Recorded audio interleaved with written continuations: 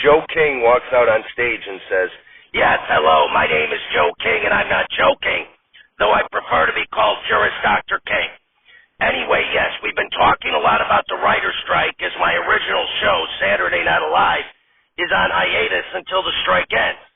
But I want to take a little break from talking about the strike this episode, but we are going to stay with our future overlord, AI.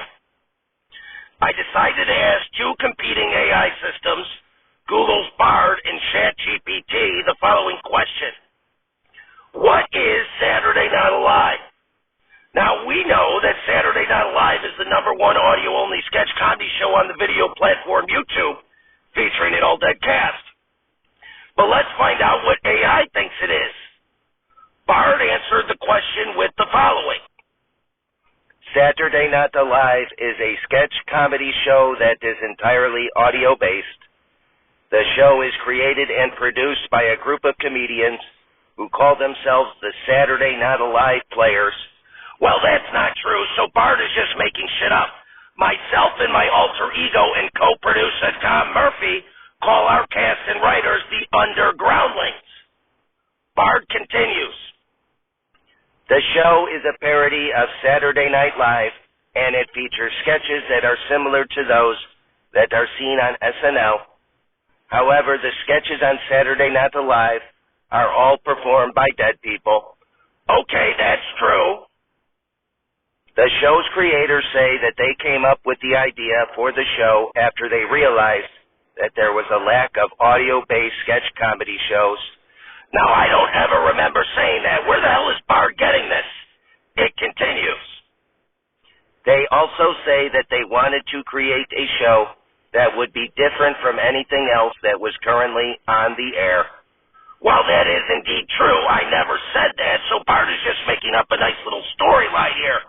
It goes on to say, Saturday Night Alive has been praised by critics for its humor and its originality. Since when? I'd love to hear what these critics have to say. We haven't heard from anybody. The show has also been a hit with audiences, and it has been downloaded millions of times.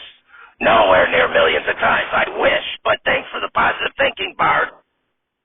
The show is currently in its second season, and it is available to listen to on YouTube and on various podcast platforms, only on YouTube. Here are some of the features of Saturday Night Alive. The show is entirely audio-based. There are no visuals, so the audience relies on their imagination to create the images that go along with the sketches. The show features a cast of dead people. The actors in the show are all deceased, and their voices are used to create the sketches. The show is a parody of Saturday Night Live.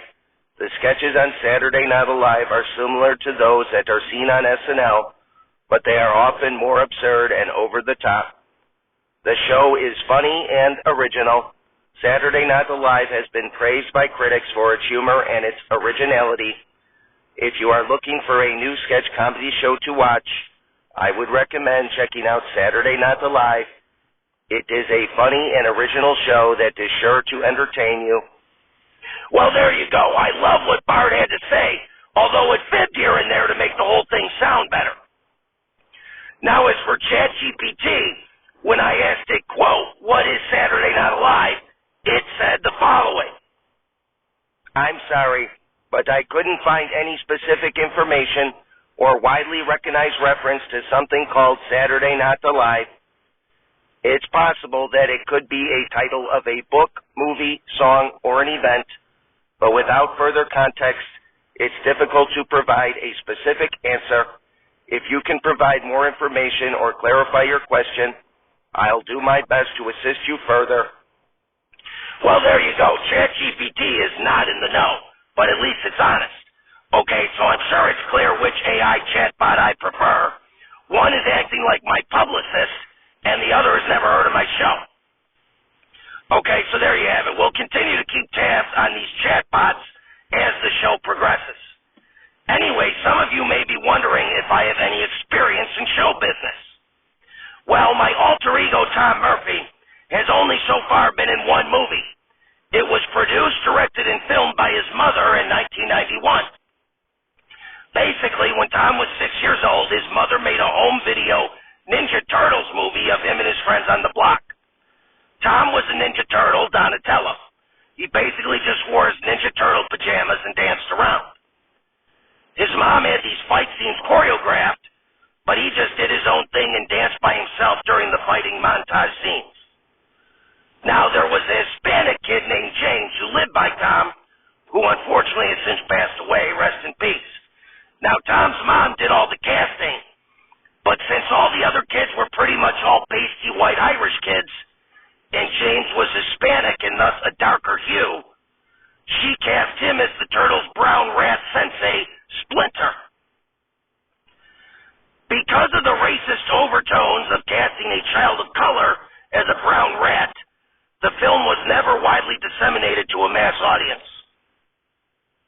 But there you go. At least my alter ego, Tom Murphy, has one film to his credit. King walks off the stage and onto another stage and sits in the seat behind the desk and says, "Folks, welcome to the show, the recently departed, and the first female guest of the Joe King Show, the Queen of Rock and Roll, Tina Turner."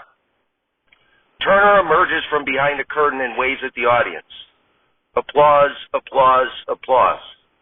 Turner walks towards King's desk and sits in a seat next to the desk. King: "Tina, welcome to the program." Turner: "Thank you. I heard you prefer Juris Dr. King." King: "That's right. Okay, very good. Now, Tina, I don't want to confuse our listeners. When one says you're the Queen of Rock and Roll, that's just a nickname, right? You're not actually royalty, correct?" Turner: "It's just something they started to call me." King: "Okay, because in this country, we have a nation of laws, not of kings and queens." Turner looks for a moment towards backstage, confused. King: "I'm sorry about that, Tina. With my last name, however, I get a lot of regal accusations, and I'm just kind of sensitive about it." Turner: "Okay, cool, whatever." King: "Very good. Now, you obviously had a wonderful career. How'd you get started in the music industry?" Turner: "Well, when I was 17 or 18, I was living in St. Louis, and my sister and I used to frequent nightclubs, and that's where I first saw Ike play, and..." King: "Now, just so I can clarify for the audience, when Tina says Ike, she's not referring to former President Eisenhower, okay, but instead her former husband and bandmate, Ike Turner, who was the musical guest of episode 191 of Saturday Night Live." Turner: "I don't think anyone thought I was referring to President Eisenhower." King: "Well, I figured I'd clarify just in case. Please continue." Turner: Anyway, I asked to sing for his band, and he said he'd call me, but he never did. But one night during his band's intermission, I sang the song You Know I Love You by B.B. King." King: "No relation. Please continue." Turner: "After Ike heard me sing, he let me sing with the band the rest of the night, and I became a vocalist for his band." King: "Okay, very good. And then for a while you had some good times with Ike." Turner: "I did. We toured a lot and made a lot of records, and eventually we really got some mainstream success. I was the first female and first black artist to be on the cover of the Rolling Stone, and we also toured with the Rolling Stones in 1966. King: "Very good. But then, eventually things took a turn, correct?" Turner: "Yes, I was the victim of spousal abuse from Ike, and in 1976, I finally fled with only a mobile card and 36 cents. King: "Now for the audience, when Tina says cents, she means in terms of coinage, and not various different smells, which could also be cents, and also she did not mean cents in the sense of making sense, if that makes sense." Turner: "I think from the context it was clear what I meant by 36 cents. King: "Well, I always like to clear up any possible homophone confusion, okay? Please continue." Turner: "Well, I had a rough go of it for a while on my own, and as I had to do a lot of small gigs to pay for lawsuits that popped up from the canceled Ike and Tina gigs." King: "But eventually you had a career resurgence, correct?" Turner: "That's right. In 1984, my song What's Love Got to Do With It hit #1 on the Billboard Hot 100, and my career started to have massive success. including a Grammy Award for Record of the Year for What's Love Got to Do with It. King. Now to clarify for the audience, when you say What's Love Got to Do with It, by it, you're not referring to Pennywise the Clown, correct? Turner. Correct. King. Okay, very good. Now, Tina, we are running out of time, but I'm hoping that when Saturday Night Live comes back on the air, that you'll agree to be a musical guest on the show. Turner. I'd love to. King. All right, very good. Tina Turner, the queen of rock and roll, everybody. Applause, applause, applause. King.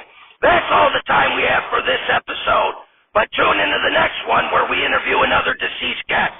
Until then, I'm Joe King, and I'm not joking.